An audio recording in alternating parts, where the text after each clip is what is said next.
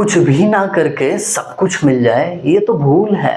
कुछ भी ना करके सब कुछ मिल जाए दोस्त ये तो सबसे बड़ी भूल है, क्योंकि कल मिलने वाली सफलता आज तो मेहनत में मशगूल है। तो दोस्तों कल आने वाली सफलता अगर अपनी करनी है तो आज हमें मशगूल रहना पड़ेगा।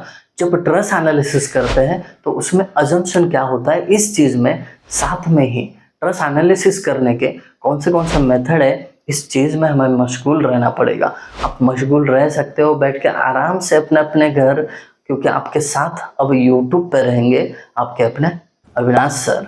तो देर किस बात की, फटाफट शुरू कर देते हैं आज का लेक्चर।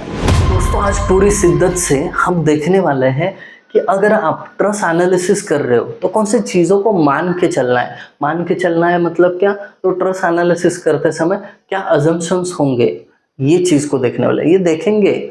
बट उससे पहले क्या आप अभी तक चैनल को सब्सक्राइब करने में असफल हो तो ये अच्छा मौका है। यहाँ पे क्या कर सकते हो, आप सब्सक्राइब का बटन पुश कर सकते हो और सिविल इंजीनियरिंग के मामले में खुश रह सकते हो। चलिए मैं लेके चलता हूँ आपको अजम्पशंस पर। पहला अजम्पशन है ट्रस्ट एनालिसिस करते समय ये दिमाग में रखना कि the joints of simple truss assumed to be pin connected and frictionless. तो जो भी जॉइंट बनेगा ये क्या होगा, पिन कनेक्टेड होगा और साथ में वो फ्रिक्शनलेस होगा।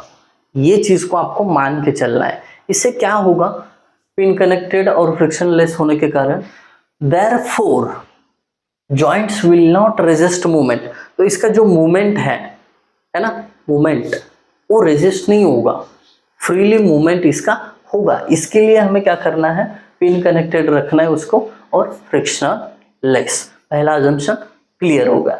दूसरा, the loads on the truss are applied at joints only. अब ये ट्रस बनाया आपने, ठीक है, तो जो भी लोड एक्ट होगा वो जॉइंट पे होगा, ऐसा आपको मान के चलना है। ठीक है, ये जॉइंट जो है इस पे ही पूरे लोड्स अप्लाई होने चाहिए। यहाँ पे 20 किलो न्यूटन का लोड, कोई भी लोड ऐसा बीच में मेंबर के ऊपर नहीं रहेगा, मैं बता दूंगा।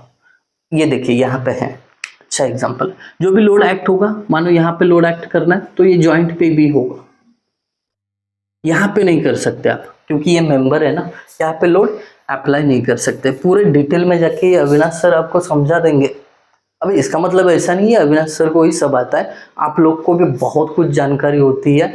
आपसे भी सीखने के लिए मुझे बहुत मज़ा आ जाएगा। आप कमेंट सेक्शन में इसके बारे में कुछ एक्स्ट्रा जानकारी हो तो ज़रूर बता देना। ये तो हम सब मिलके पढ़ रहे हैं, ये बात हमेशा याद रखना। ठीक है, ये हो गया दूसरा।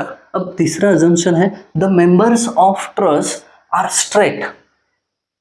ये तो सीधी सिंपल बात है, जितने भी मेंबर कनेक्ट किए वो स्ट्रेट होने चाहिए। कोई ऐसा जाके ऐसा हो रहा है वो मेंबर नहीं चलेगा, सब मेंबर स्ट्रेट होने चाहिए।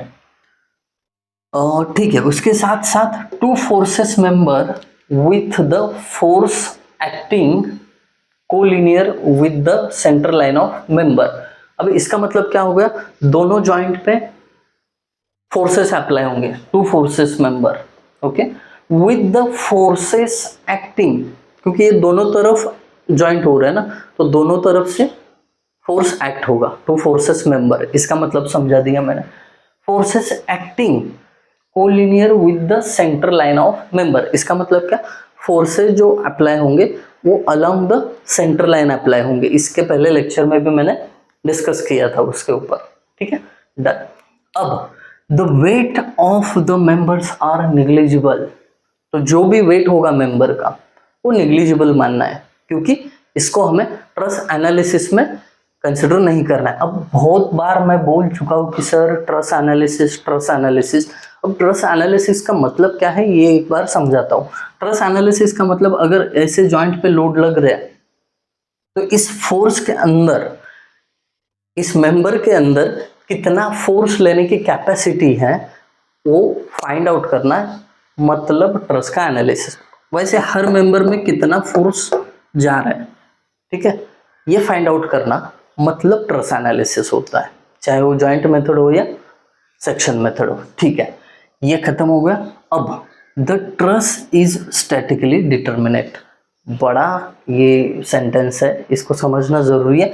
स्टैटिकली डिटर्मिनेट मतलब क्या, जो भी ट्रस्ट है वो बस इन तीनों इक्वेशन से, ये जो इक्विलिब्रियम के इक्वेशन है, इनसे सॉल्व होना चाहिए। ठीक है, इन पे जितना लोड आ रहा है उतने ही सफिशिएंट मेंबर होने चाहिए, ना एक्स्ट्रा का मेंबर होना चाहिए ना कम मेंबर होना चाहिए। जब हमने कंडीशंस देखी थी परफेक्ट ट्रस की, तो उसमें से कंडीशन नंबर जो 1 थी वो कहती है कि स्टैटिकली डिटरमिनेट तब रहेगा आपका ट्रस जब वो सेटिस्फाई करेगा m is equal to 2j-3, ये इक्वेशन सेटिस्फाई हुआ तो उसको स्टैटिकली डिटरमिनेट या परफेक्ट ट्रस भी बोला जाता है। दैट्स इट, एक एक्स्ट्रा का बता दिया।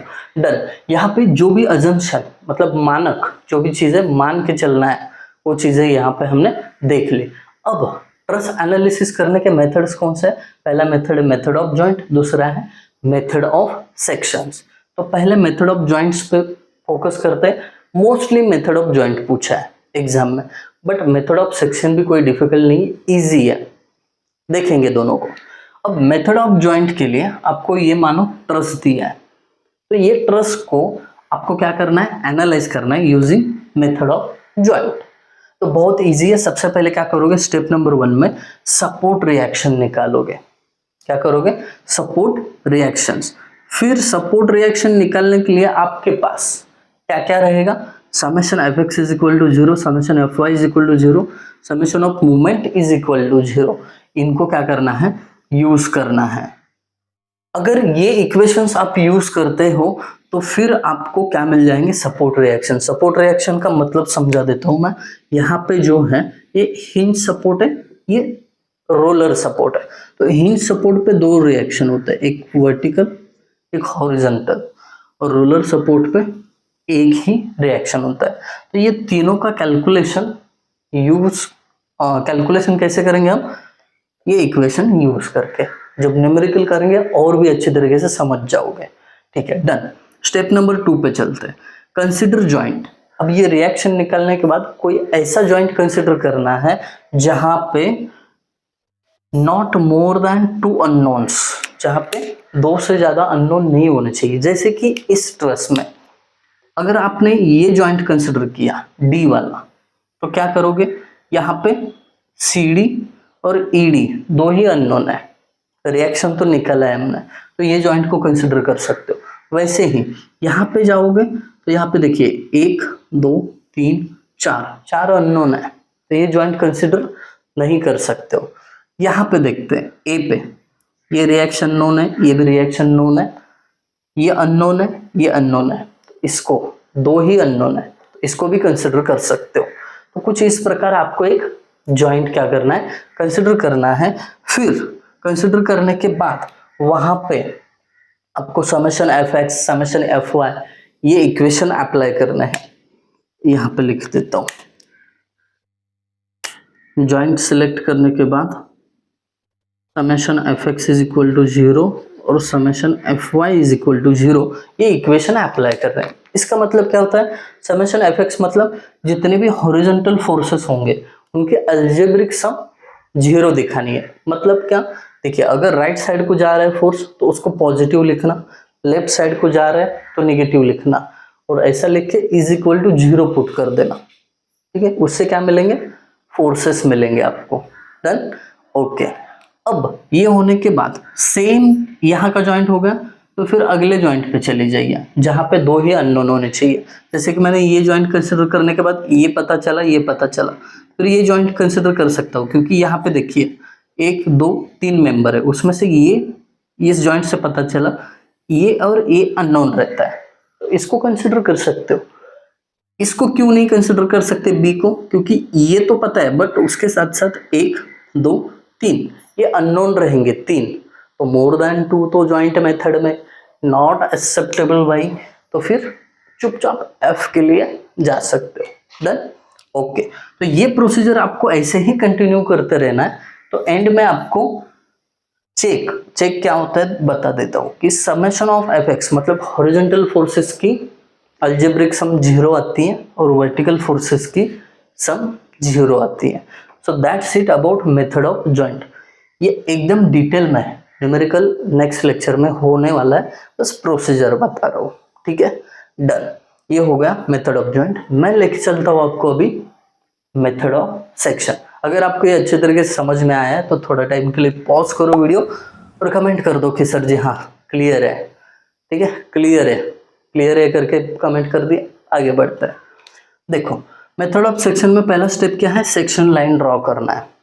तो देखिए सेक्शन लाइन जो है कैसे ड्रॉ करते हैं, वो ड्रॉ करते समय pass section line through 3 unknown members, मतलब आपको BC, EC और CD का फोर्स पूछा है इन मेंबर्स में, तो आप क्या करोगे, ये तीनों को कट करने वाला एक सेक्शन पास कर दोगे, ठीक है। अब ये सेक्शन ऐसे पास करना है कि clearly truss must divide into parts, ये अलग पार्ट, ये ऊपर वाला अलग पार्ट, 2 पार्ट में, भले ही वो इक्वल ना हो बट 2 अलग टुकड़े ट्रस के बनने चाहिए, ये बात याद रखना। डन। इसके बाद स्टेप नंबर 2 में apply summation of moment is equal to 0 at convenient point, मतलब इसके बाद क्या करना है आपको, एक पोर्शन सिलेक्ट करना है ट्रस का, या तो नीचे वाला या तो ऊपर वाला, जो कन्वीनियंट होगा वो सिलेक्ट करना, और एक ऐसे पॉइंट पे moment is equal to 0 apply करना जहां से आपको मैक्सिमम अननोन नोन हो सकता है। अभी प्रोसीजर बता रहे हो, इसके लिए थोड़ा बाउंसर जा रहा होगा, कोई दिक्कत नहीं, बस सुन लो इसको, न्यूमेरिकल ले लेंगे तो बहुत अच्छे से क्लियर होने वाला है, ठीक है। स्टेप नंबर 2 पे चलता हूँ, अप्लाई, हाँ ये हो गया, तो इतना ही है। मेथड ऑफ सेक्शन बहुत शॉर्ट है, इजीली हो जाएगा, उसकी कंपैरेटिवली मेथड ऑफ जॉइंट थोड़ा लेंदी है बट इजी है। आई होप जितना भी मैंने आज आप लोगों को बता दिया बहुत इंपॉर्टेंट है न्यूमेरिकल सॉल्व करने के लिए। 10 मार्क्स के लिए दोनों में से एक तो क्वेश्चन पूछा ही जाता है, साथ में ही थ्योरी में अजम्पशंस होते हैं, तो इसको मद्देनजर रखते हुए अच्छे तरीके से इसके नोट्स भी बनाओ, और अच्छे तरीके से आपको समझ में आया तो वीडियो को कमेंट जरूर करना, को वीडियो कैसा लगा ये बताना, और दोस्तों के साथ शेयर करना। Thank you guys for watching video, thank you so much.